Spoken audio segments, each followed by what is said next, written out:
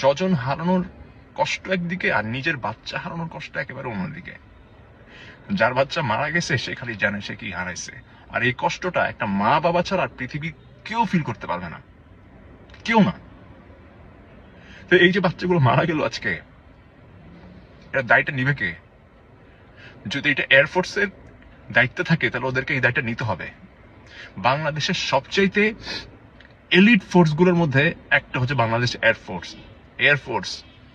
Even এইসব ডিফেন্সে যারা কাজ করেন তারা তো সিভিলিয়ানদের উপর নাক ছিটকায়, যারা তোমরা সিভিলিয়ান এন্ড এই সব হাবি যাবে, ওরা তো খুবই সফিস্টিকেটেড লাইফ লিড করে।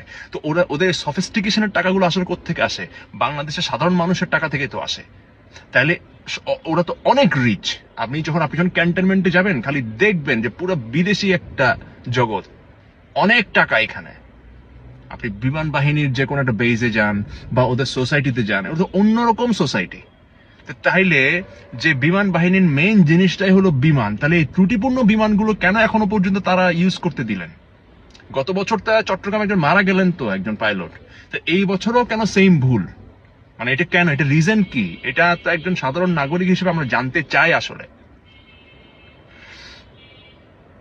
একটা পাইলট মারা গেছে, অ্যাক্সিডেন্ট বুঝলাম, কিন্তু বাচ্চাগুলোর কি দোষ রে ভাই? এমন একটা রুটে আপনাদের প্রশিক্ষণটা চলছিল, আপনারা তো জানতেন এই রুট বরাবর স্কুল আছে, কলেজ আছে, মেডিকেল আছে, যে কোনো অ্যাক্সিডেন্ট হইতে পারে। তাহলে কেন সহ্য হইতেছে না ভাই? বাচ্চাগুলোর লাশগুলো দেখে ঝলসান।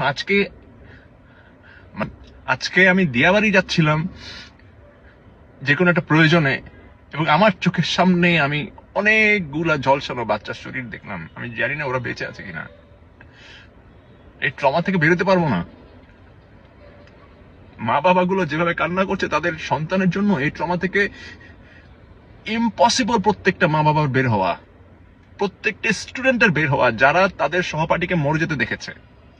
প্রত্যেকটা মানুষের ইম্পসিবল এই ট্রমা থেকে বের হওয়া যারা ওই বাচ্চাগুলোকে জ্বলতে দেখেছে ক্লাসের মধ্যে। ক্যাজুয়ালিটিস এর সংখ্যা কত আমরা জানি না, বাট অনেক হবে, এটা কনফার্ম। কিন্তু এটা বিচার হইতে হবে এই দেশে।